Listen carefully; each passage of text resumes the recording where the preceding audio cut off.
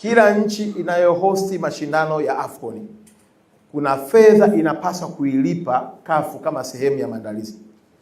Kwa heshima kubwa nionayo, Mheshimiwa Mwenyekiti na waheshimiwa wabunge, serikali ya Jamhuri ya Muungano wa Tanzania chini ya Daktari Samia Suluhu Hassan ameshalipa fedha zote zinazopaswa kulipwa kwenye CAF na kuifanya Tanzania kuwa hosti halali wa mashindano ya AFCON 2027.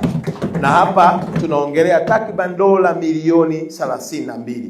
Na ndio mtaona jinsi gani ambavyo Rais Samia amezamiria kuhakikisha kwamba AFCON si tu kwamba inaacha alama, lakini heshima ya taifa letu inalindwa.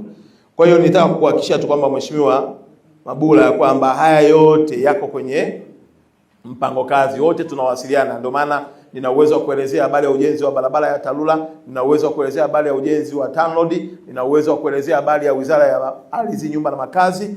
Na kwa kuunganisha katika ile eneo, kuna swali ambalo lilikuwa linahusu fidia, ambalo Mheshimiwa mbunge aliuliza, hivi walioko hapa wameshalipwa fidia au nini?